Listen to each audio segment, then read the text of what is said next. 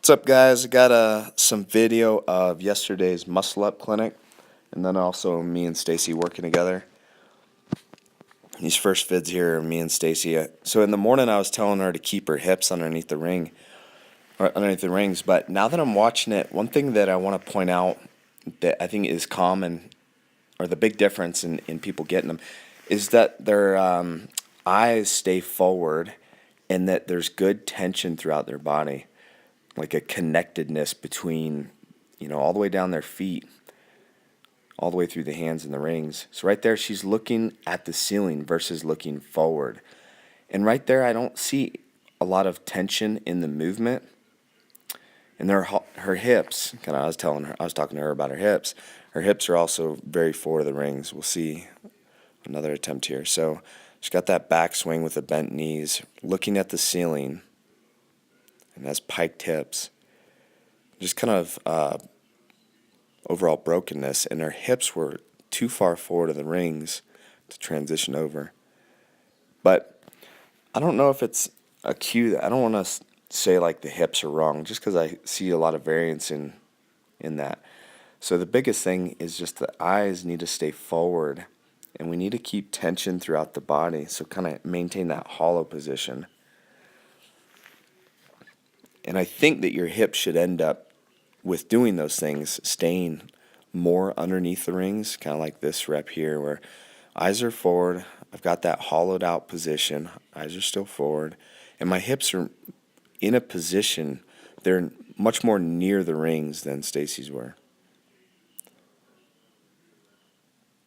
Hi, Kendra. She realizes. This is Amanda going for one. She gets one here. Feet stay together up until that last little bit where she kind of kicked. So she had a lot better tension in her body, was able to turn the core over. So right there, hips are too far forward, knees are bent, and she wasn't looking forward. I took my jacket off.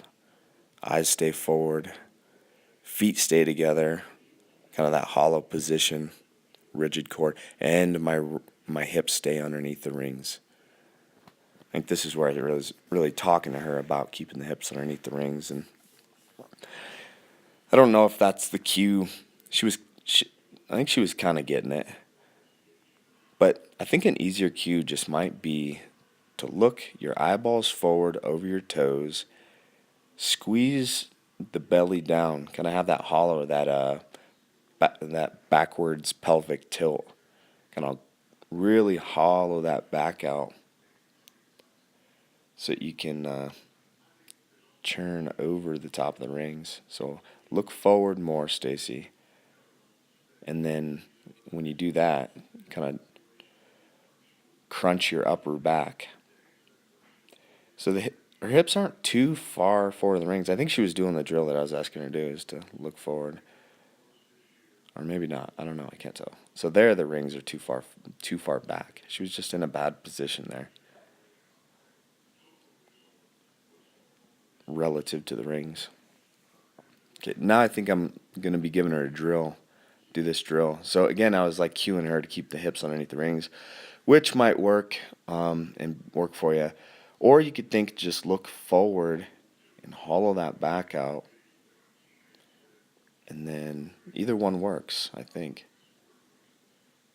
I think I'll go for a muscle up here on this next one.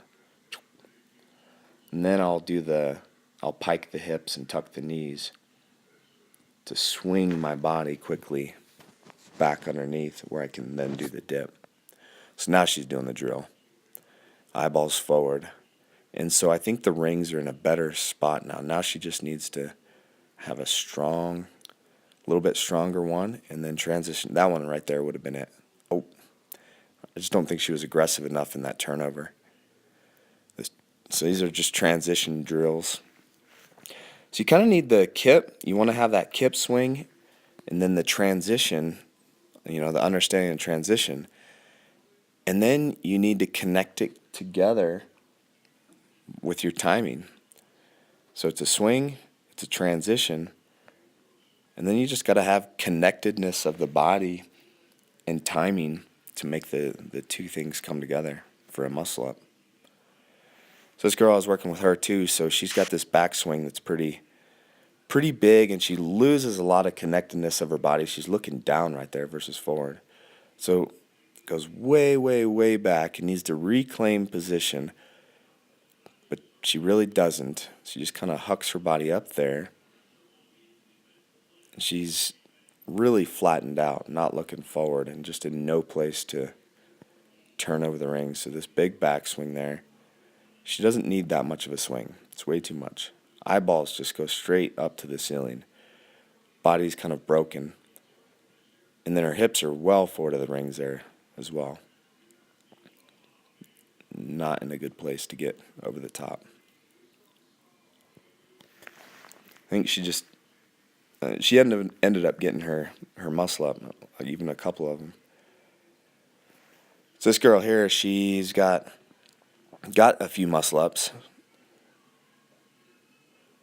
and she's looking at the ceiling too. The rings are pulled back, but I think she just had pretty good connectedness and timing. She's done muscle ups.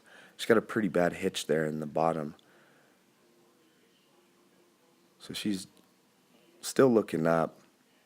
She could be in a better position. She could try and look forward versus looking at the ceiling. There's that hitch. One leg was kicking much further back.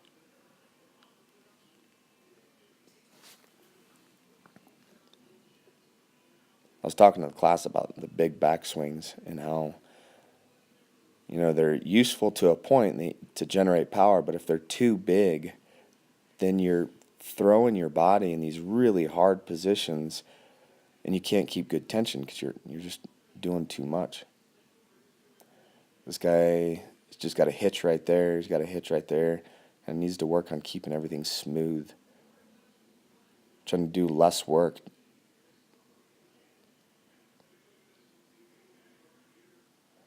This girl, I think, has a nice smooth kip, pretty good together. Just needs a little bit more strength to pull over the top in the transition. So now she's doing the drill here, keeping her eyeballs forward. And I was telling her to keep her hips underneath the rings. This guy needs to look forward, stay smooth. He's looking at the ground. Just a little bumpy is all. And I think he'll get, with practice, just get his timing down better and try to be a little bit smoother.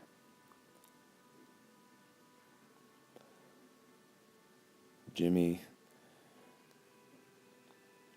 So she's doing the drill there. Eyeballs forward, kind of a hollow position, looks good. There he goes.